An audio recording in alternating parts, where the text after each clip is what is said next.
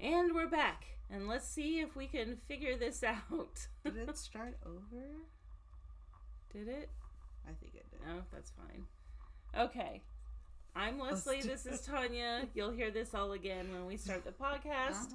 We're with MindScapes717. This is episode 20. And let's go ahead and start this.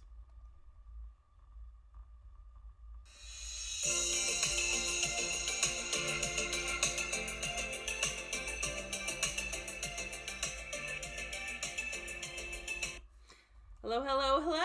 Hi. Episode 20, MindScape717. You're listening to Leslie and Tania, and we are here today. We missed last week, but we are here this week. Yes. We missed last week because Leslie, was at an APHA, which is an American Public Health Association conference in Atlanta, Georgia. There was 13,000 people there, and there was more people online in some of the classes that were streaming or online. There was a film festival. There was all sorts of things that were happening. Yeah, so we are going to dedicate a little bit of time so Leslie can share, because we started a conversation with healthcare workers, and we've been talking about it for a couple of episodes now, and we wanted to go ahead and, since she had to go to this, we might as well share what she got from the experience and maybe a little bit about what, because she presented as well, so something that she presented, and we could probably see if there is something that we could bring to the conversation. And again, you know, as Leslie always does a good job of asking you guys of if there's anything that you need to know, you want to know, is there anything we can share? This is one of those experiences that we would love to share, but also if there's any questions. I know you've made a TikTok of a book that you kind of shared as well.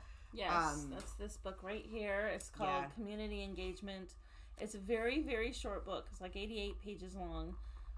And it's actually from a strategic skills series from APHA.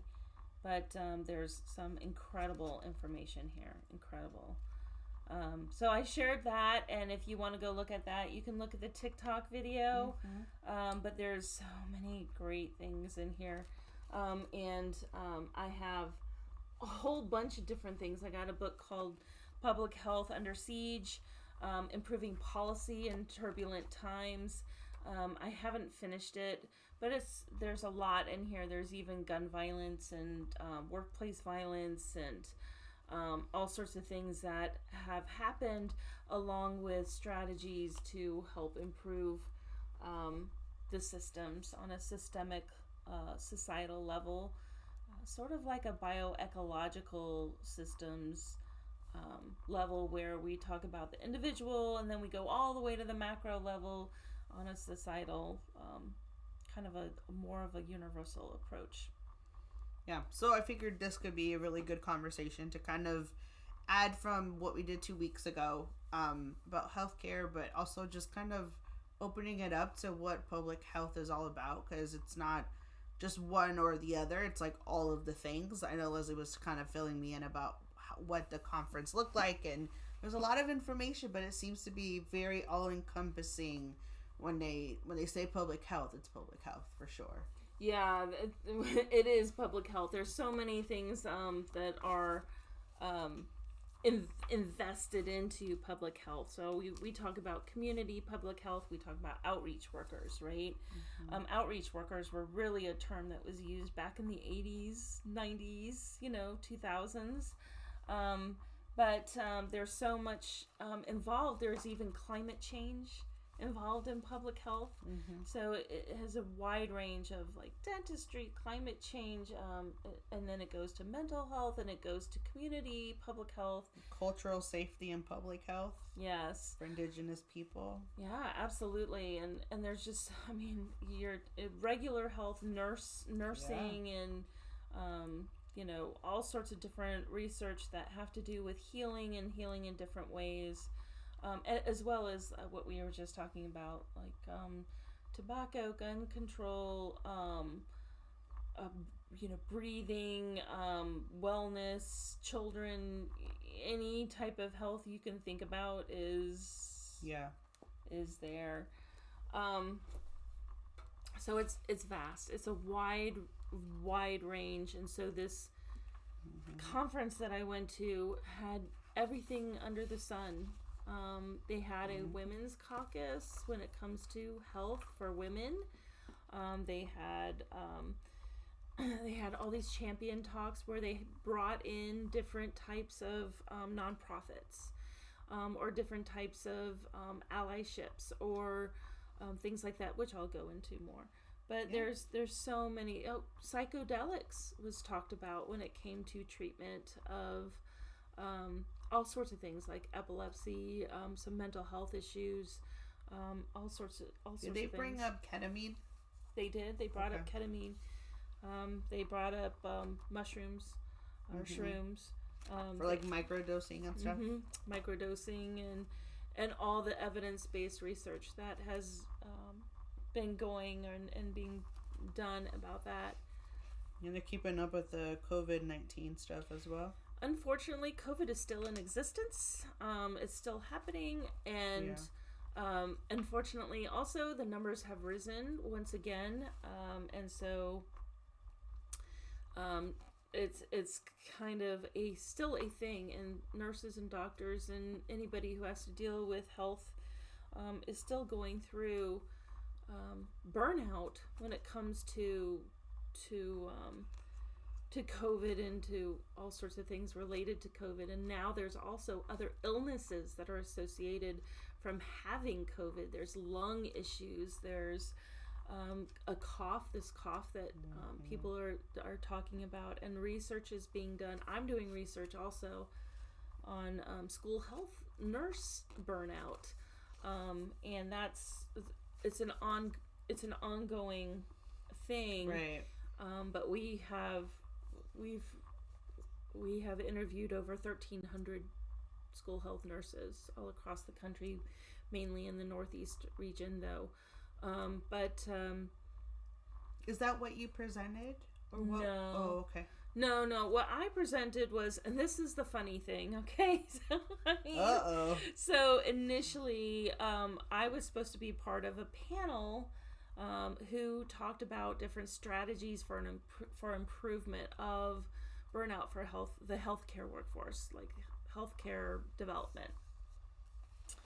But APHA decided that they liked it better if they pulled my stuff out, even though it's not true research. What mine was a stakeholder analysis on findings of what stakeholders put together for strategies of improvement from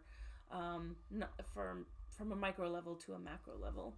It wasn't true research, even though I did have data and statistics. It was mainly based off of like group discussions and interviews of stakeholders that we have for our grant that we've been working on at George Mason University. So that is what I presented, and basically if there's there is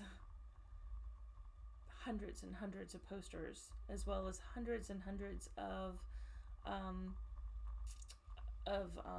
vendors, but some of the vendors were LGBTQ community ads and nonprofits, and oh my gosh, they were fantastic. I have to say, they really put together some great stuff. So that was really nice.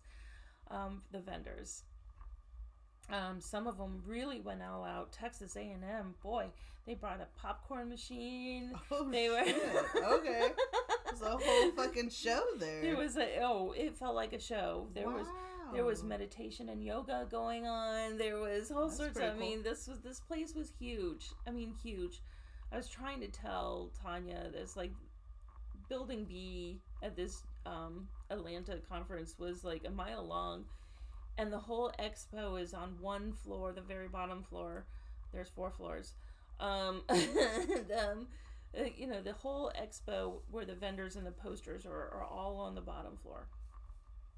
As far as you could see, as far wide as you could see, it was huge. Yeah. huge. I couldn't walk it in one day, for crying out loud. It took me 2 days to get through. Poor Leslie was like, I'm exhausted. I'm like, girl, better than me.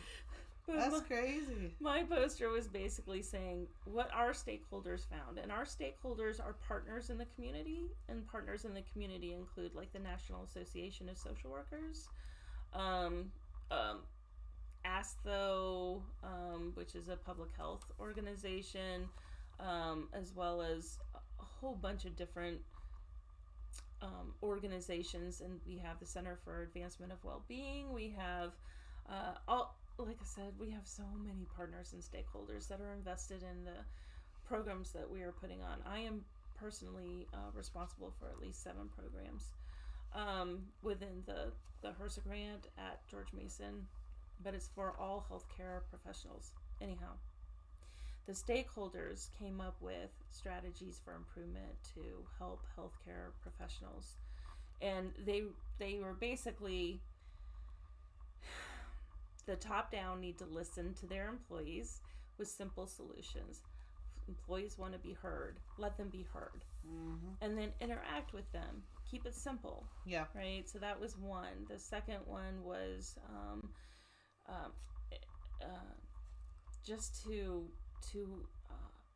do certain things that are true to well-being, rather than adding more stress to the healthcare professionals, right, by saying you have to take this resiliency program, which, by the way, resilience has now become a very negative word in the healthcare field, because your bosses are saying you have to take this class as a way to say, this is how we're going to help you. You have to take an additional class on your time. It seems so fucking asinine and so counterintuitive. Stupid. It's the worst thing in the world. It is so stupid. So anyhow, really trying to figure out a way for leaders to understand the issue and how to resolve it. And it's all about communication. It's all about collaboration. Yes. And we talked a little bit about transparency, but they didn't agree with that. There are certain things that they didn't feel should be transparent, which, is weird. But it's for the sake of the worker. Like, right? What? So anyhow, they wanted a holistic approach, something that was bottom up, top down, and middle out. So very bioecological, system-wide type of program that would help professionals of all different types of fields within the healthcare profession. And that's what we've tried to do. We're trying to help students. We have a well-being and stress class. We are trying to help healthcare professionals and leaders with a Leading Thriving Organization class. We have a speaker series where we bring for other professionals different concepts and ideas. We have mental health first aid. We have all sorts of different types of things that we are trying to reach every single aspect and be as holistic as possible. But the truth is, if we can't get politics to align with leaders, to align with what we need to happen with funding sources, this is the truth. I'm just being real here. What are we doing for our workers but putting additional stress on them when they don't need it? When they don't need it. Right.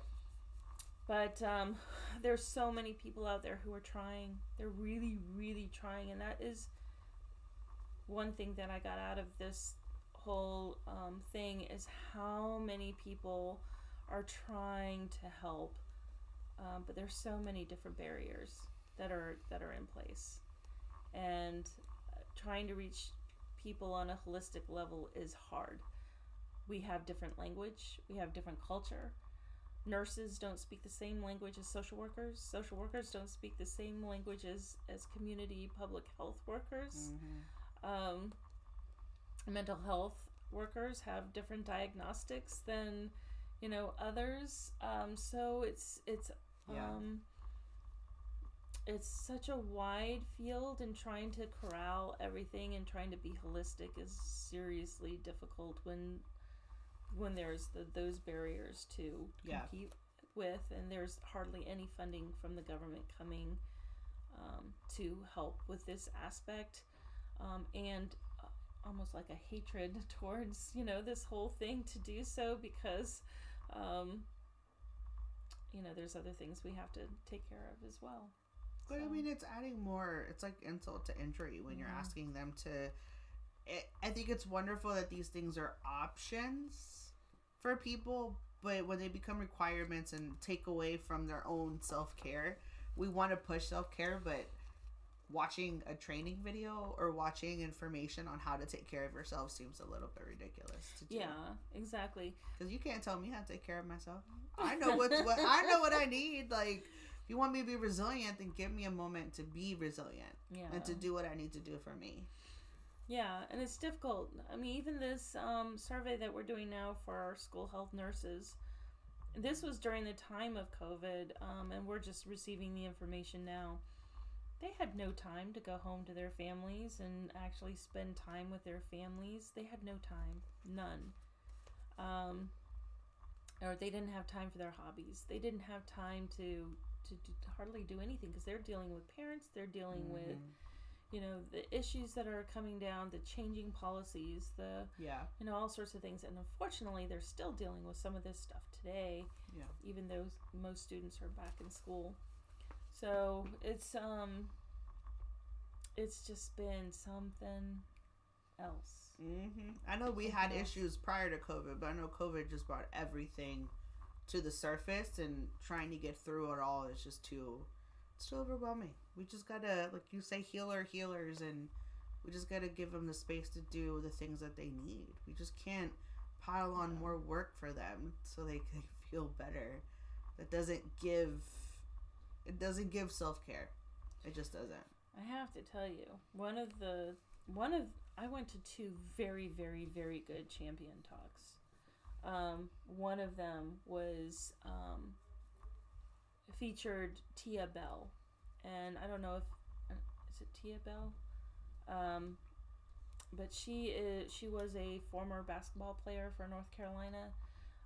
Very tall, like she's 6'4", like I say very tall, but she was telling her story, her personal story.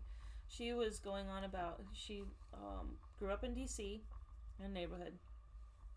She has I think she's the oldest, and there's 5 of them, and she grew up with gun violence, and it was normalized. So she knew when to duck when the bullets started flying. She knew that she needed to get away, and then her mother was shot by stray bullets, and she had to take care of her mother and her siblings. And so she went to school, and she was able to get, out of, where she had been, and learned quite a bit. But what she really learned was that gun violence shouldn't be normal, right? And so she started also talking about this project. I think it's called the Trigger Project, TRIGGER, that she works now in DC with and all over the place, with kids who are both the victim and the shooter. And she said, "There's 2 victims here. There's 2 victims. Yeah. The person who shot and the person who is shooting." Because the person who is shooting is also going through something, which is why they're shooting, and so you have to work with both of them in order to figure out what's going to happen. This woman was amazing. I was so awed by her. She was right. We have this societal perception that the shooter is just bad. And we can't think that way. We have to think, okay, there's a reason why this is happening, and we have to get to the root of the reason. Yeah. So that was one that she was really, really good. She was phenomenal, and I hope that we can somehow connect with her, just kind of see where maybe we can get her on here and talk a little bit, if not for like 5 minutes. But she also, the funding is the issue, right? So she has this nonprofit, but she does such good work. So met someone who was incarcerated, and she said, I was incarcerated because I was hurt, and I turned around and hurt somebody else. And she said it's this horrible cyclical thing. Hurt people tend to hurt people. And it was just this impact, right? Just Absolutely. strong impact. Like, yeah, you know what? We aren't looking at things the right way. We're looking at blame and shame, and we're just looking at the behavior. Yeah, exactly. And we're not looking past the behavior. Because you're right. Like, someone that has a gun, why do you have a gun? Mm-hmm. Why do you feel like this is the only way that you can make it through your life is with this gun? Yeah. Are some of them bad? Sure. But if we really look at things, right, in mental health, we can't just look at the surface and be like, well, you're awful, or you're this, or you're that. There's behaviors, but there's behaviors for a reason. And if we don't talk about them, then we're never going to understand what the reason is. Yeah. So for sure, things are normalized in people's lives that should never be normal. Yeah. Kids should not have guns, and people should not be shooting randomly in the streets because of whatever violence. Oh. I gave Tanya these magazines, and she's holding on to them for dear life. And I'm like, well, they're really good. Well, they're really good. They're really interesting. Yeah. They're really interesting, and so. But I talk about some of them in some of our TikToks, or some of my TikToks, really. So, so please take a look at those if you want. Or I'm always asking questions. So if you guys have questions about this kind of stuff, we want to hear them. Write to us. Let us know. MindScapes717@gmail.com. Go on TikTok. Find us. Go on Insta. We're there. We want to hear what you have to say about this, because this affects you just as much as, anybody else. So let us know what you think. The other really good one that I went to was this panel discussion on community public health and where it's going and how we can bottom up try and reach people. So they were these grassroots nonprofit organizations that were spreading the word about the good that community public health and outreach workers do, and it was fabulous. There was one woman, Denise Smith, who's from Connecticut, I think, and she was just amazing. She was awe-inspiring. She was like, you can do this. We need to get together and we need to do this. There was another guy who has been working with the LGBTQIA community for... Have you ever seen those TikToks? I'm going to segue a little bit here. Have you ever seen those TikToks where the woman says, LGBTQ? Leviticua. Whatever, I keep thinking about that. But, but anyway, he has been working as an ally and trying to... I was going to look for the people that you were talking about. Oh, Denise Smith from Connecticut. Yeah. I don't know if she has TikTok. I don't think she has a TikTok, but... Tina Bell. Yeah. Tia Bell. Tia, T-I-A, and then Bell. With T-R-I-G-G-E-R period in between each letter. Huh? Trigger is the name of her organization. In the middle of Tia? No, it's Tia, and then her last name is Bell, B-E-L-L. Okay. But her organization is Trigger? Yeah. But anyhow, so what was I saying? I don't even remember. But Leviticua, and then he was an ally, and he's part of the community, but he has been working with HIV/AIDS people since the early 80s, when all of a sudden AIDS and HIV became this big thing, and it was so horrible. People were dying, and it was a crazy thing. But then people were chastised and told off for being part of this community. Right. And even though it wasn't just this group that was getting HIV/AIDS, they were the focus of the issue. So he came on and he talked, and that was really, really good too. Just the good work that has been done in that field, and right. What's happening there. So there was amazing information coming out of it. There was so much information that it was really hard to retain it. Like, it was really hard to keep all this information because it's so overwhelming. There's just so much. So mental health was discussed quite a bit. I didn't get to see the later portions of it though, which kind of disturbed me because I really wanted to go to them, but I couldn't go to them. It ran out of time. So that was my experience. So the what I did see was fascinating, awe-inspiring, made me think if we wanted to do a nonprofit, we could. You know, if we wanted to get together and say, hey, we're doing a cultural mental health type of thing, you know, where we have these webinars, where we have these podcasts, where we have, you know, all sorts of things. This is something that we could do. What do you think? Let us know what you think about that. Maybe this is something that, you know, in the future we could think about. But for now, we're just having a lot of fun. A lot of fun putting this together. Right. So as far as you go into this, like, and there's a lot of information and everything at this conference, but do you think it lent to what you guys are seeing in your research and your work? Yeah. We're seeing that more leaders and organizations are realizing that they need a change. And unfortunately, change is so difficult for everybody. Yeah. You know? Yeah. And for everybody. And change is coming no matter what. It's going to come. We just don't know what it's going to look like. And there's a lot of fear associated with change. So, right. In the mental health field, apparently there's a lot of change coming, but we don't know if those changes are actually going to take place.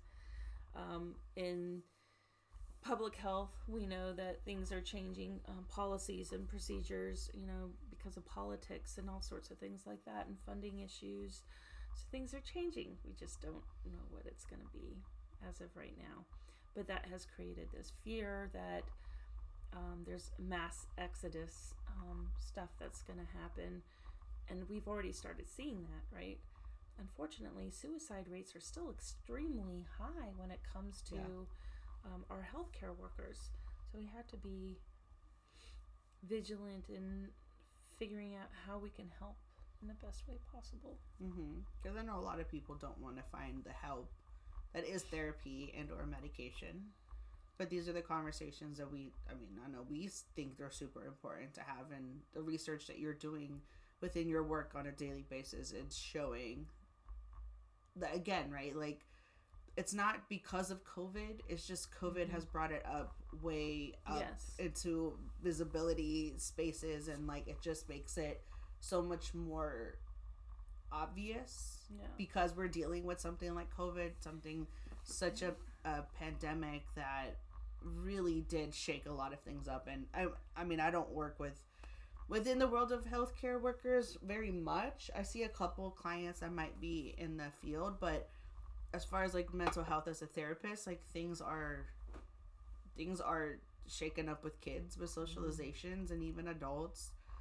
It's bringing a lot of things to the surface, and I think a lot of people are starting to see the things that are left behind by being in a pandemic. Everything's shutting down so quickly and opening back up just as quick, and you're trying to find where you fit in the middle, because it's not going to be where it used to be.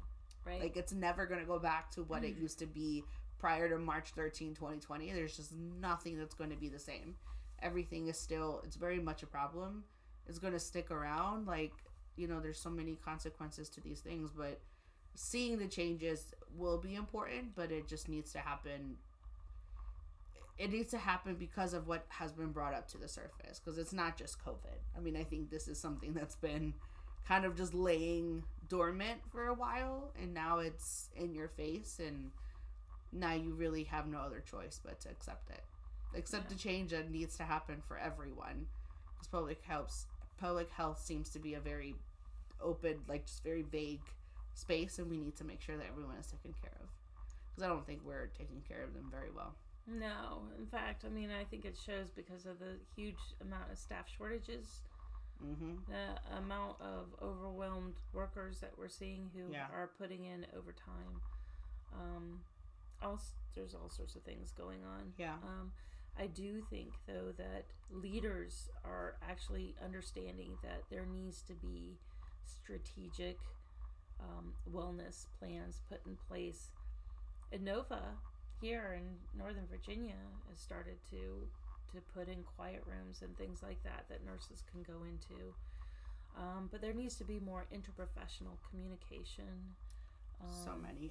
When I was working with a couple of EMTs or anybody in like nurses and stuff, there doesn't seem to be, and again, I'm using this therapist brain that I got going on, because asking them, like, where do you go if you've had a really serious case, if you're overwhelmed? Like, vicarious trauma is a huge thing in something like this, because it's part of your job. You're going to be traumatized. You're going to see some really hard shit that you're trying to process, and I don't know if there is or isn't, but from who I spoke to, there doesn't seem to be any professional in those spaces. And then I don't know what that looks like as far as moving forward, because I know as a therapist, a lot of people don't want to work with trauma, or don't know how, or don't really know. But I think a lot of the times, I think we need to kind of look into how can we have professionals in these spaces for these people. Because I ask my clients, and they're like, we don't really have anyone to talk to about it. Like, you kind of just pick up and go. Like, you just get over this one to go to the next one. But at the end of your shift, there is no space for this conversation. And I reposted something on TikTok, and for the life of me, I can't remember his name right now. But he was talking about, military service workers and like people in in hospitals and stuff, and they're like, the dangerous time is when they are alone after the shift. Right.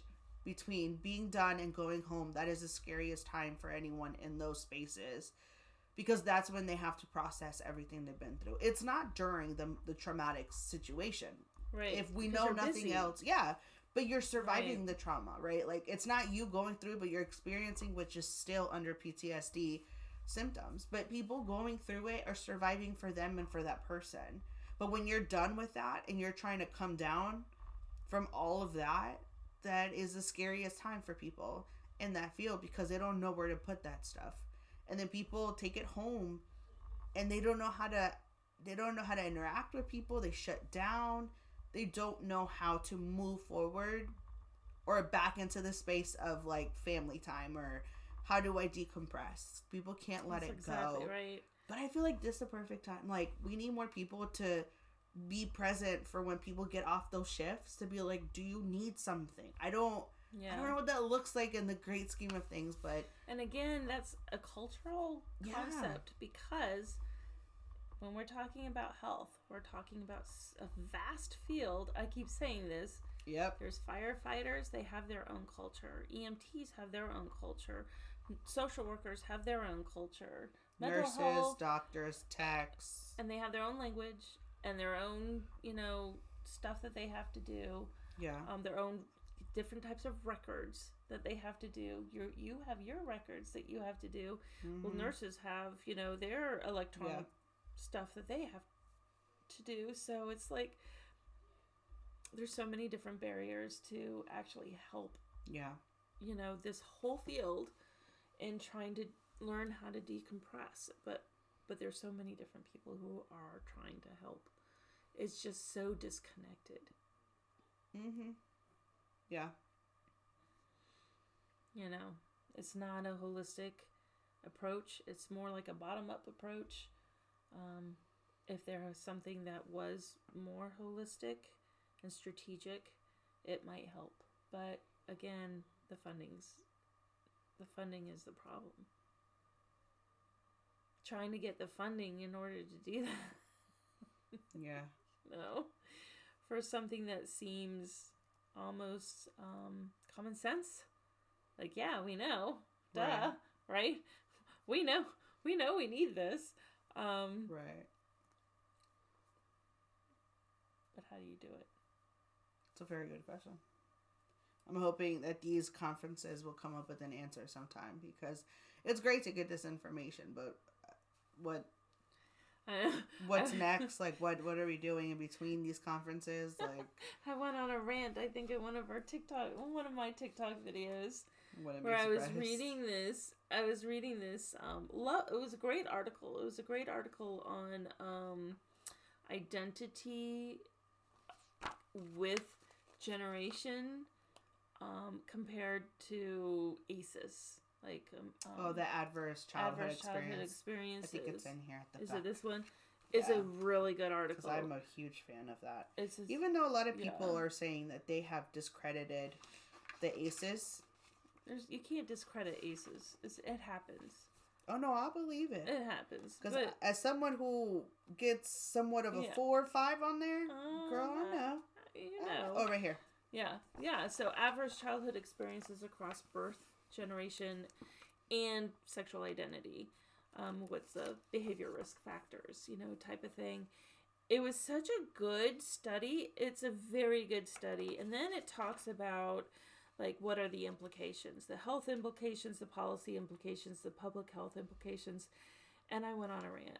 I did. I was terrible. But I was like, look, I love this stuff. It's great that you're giving us this information. It's fact-based. It's evidence-based. It's really good information. It's also common sense. It's like we can see it for ourselves, common sense. But the fact is, it is only that. It is research that is evidence-based and fact-based with the implications, but it does not give solutions. So that comes to us to help with those solutions. And sometimes it's such a terrible thing to read these research articles and realize that there's so much work to be done to actually get to those solutions, rather than just reading what seems like common sense. Yeah, no, I think ACEs, the adverse childhood experience, when I ran into it during my internship, and obviously just like a rundown, you can always Google this and it comes up, and it's 10 questions. It ranges from, are your parents divorced? Have you experienced sexual abuse, physical abuse, substance use, incarceration, separation? It's really 10 questions.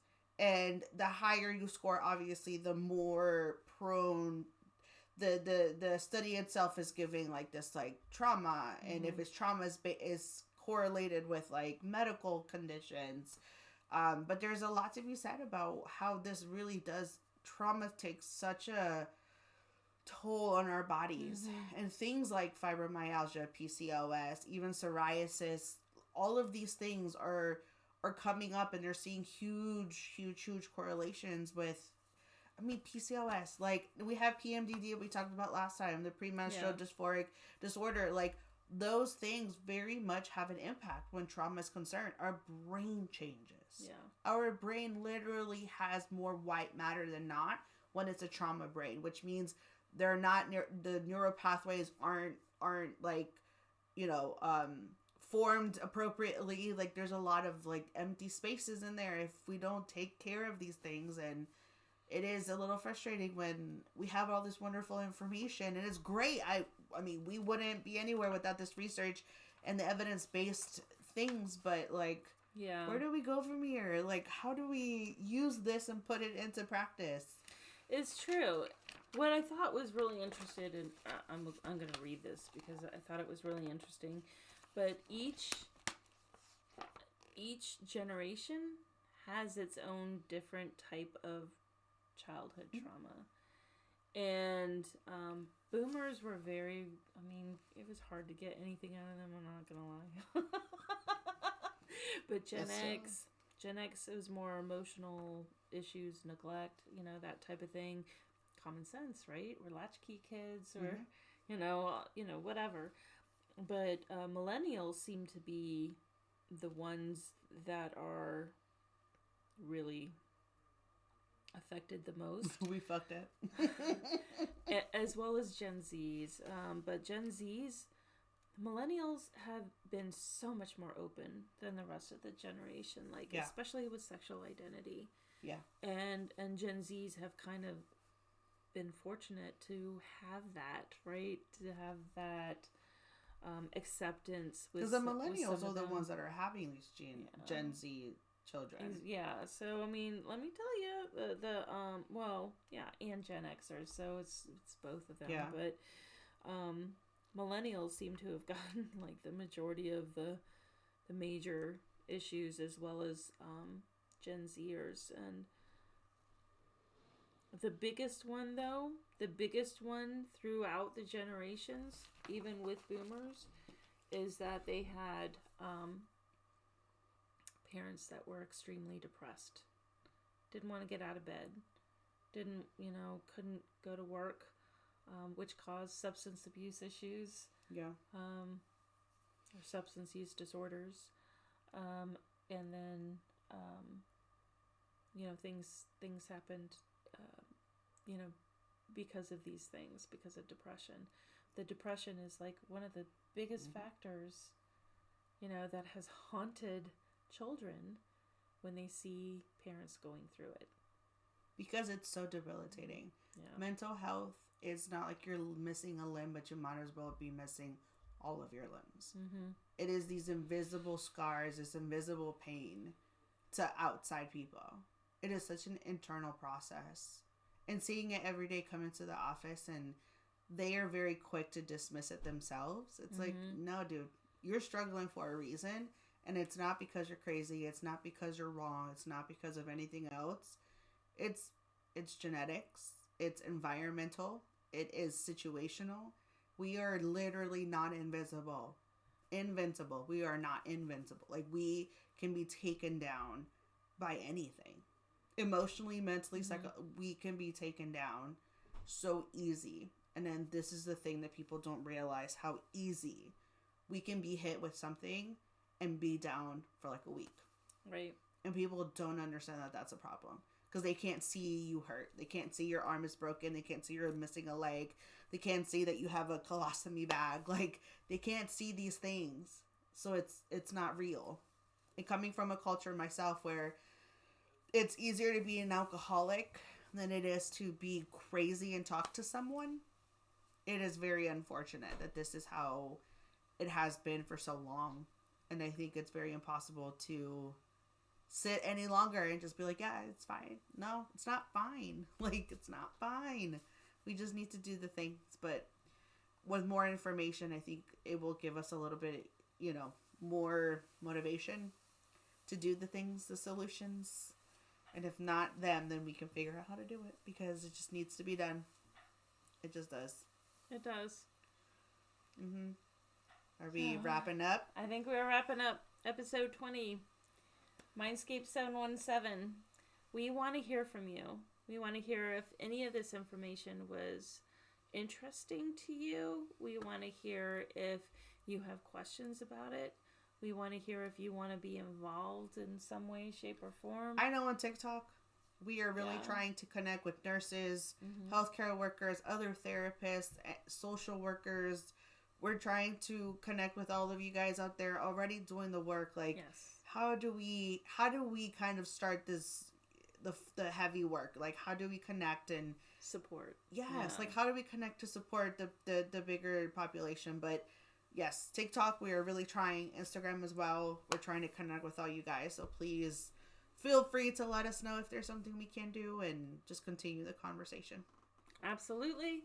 And we hope to see you next time. We are going to be on YouTube, so look us up. Ask us questions there, too. We're there for you. If you need anything, let us know. Bye. Toodaloo.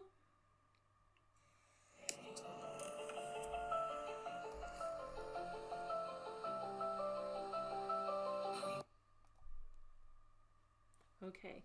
Now we're still on camera.